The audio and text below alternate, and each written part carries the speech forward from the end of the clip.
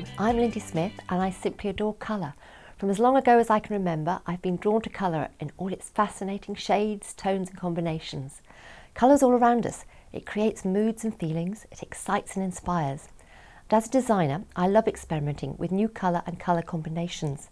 However, I know from all my years of teaching cake decorating that many of you find choosing colours for your cakes both confusing and difficult.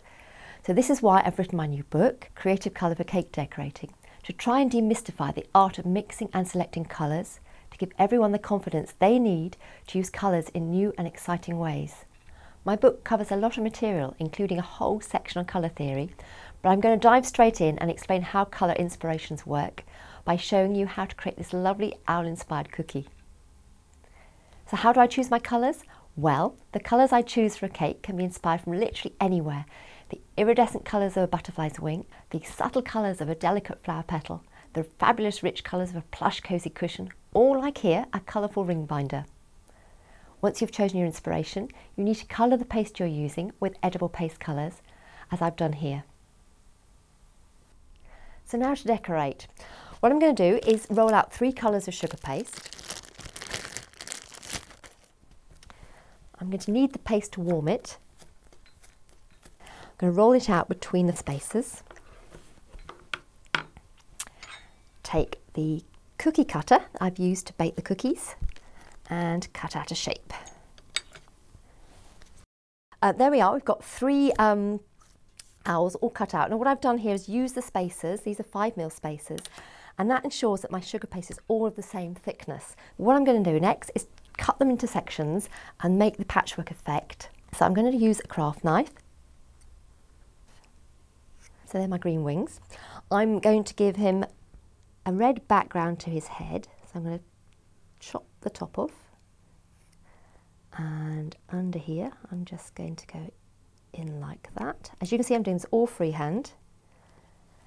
And now I'm going to make a body at the bottom here out of the pink. But what I'm going to do is I'm going to pick up the red, place it on top of the pink. And this means that I can use my knife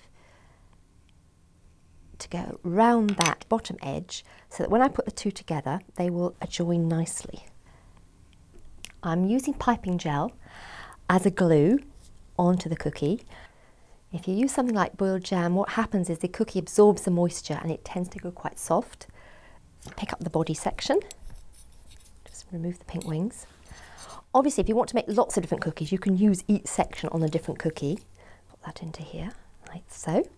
So that's the body. I'm now going to pick up the eyes. Okay, so that's 2 sections together. I'm now going to do the wings, but before I actually put them on, what I'm going to do is to emboss them to give a bit of texture. What I've selected for this one is these. I'm just going to press that one like that, and this one, which is a mirror image, in like that. Pick it up with my palette knife and then just add it in. Obviously we now need to add the decoration. We need some eyes and a heart on his tummy and also some feet and a beak. Okay, now modelling paste is sugar paste with a little bit of gum added to it. And what it does, it means that paste can then be rolled really nice and thinly. So I'm going to use this to make the eyes. So I've got a circle cutter here.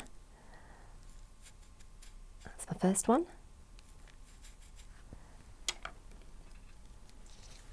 Now to stick these in place, I'm just going to use a little bit of water.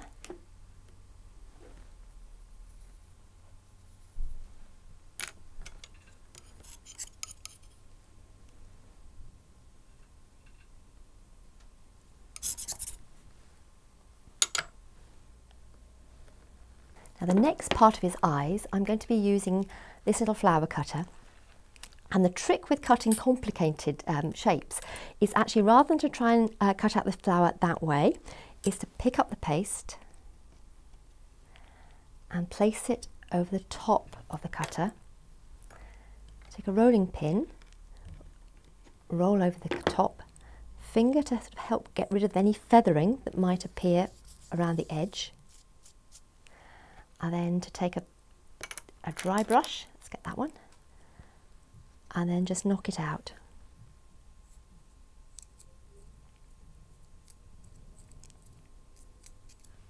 The secret here is just to let that harden up slightly on your work surface so that when you lift it, it doesn't distort. Okay, for the centres of the eye, what I'm going to be using is piping tubes, because these make really good circle cutters.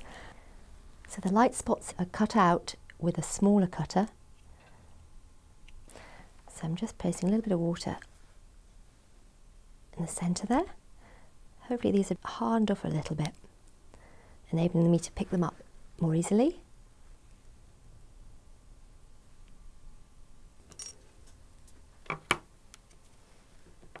The position of the light spot, or where the eyes look, can make a lot of difference. It adds all sorts of interest, but I'm going to put mine in the same position.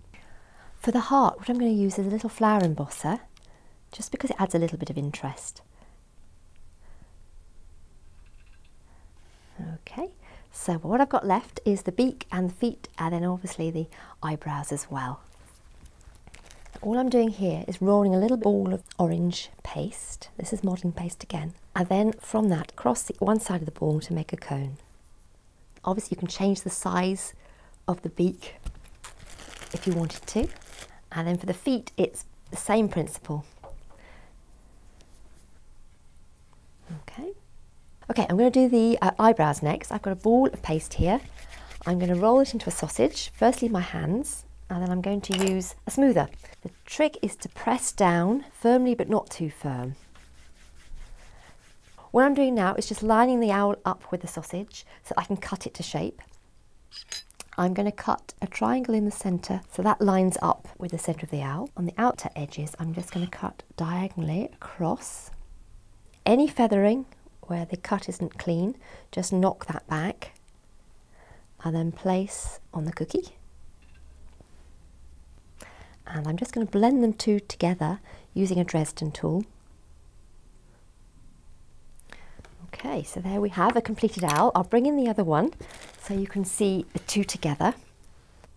We're using the same colours but in a different colourway to give you a bit of inspiration. Well, I hope I've inspired you and that you feel you'd like to know a little bit more about the fascinating world of colour.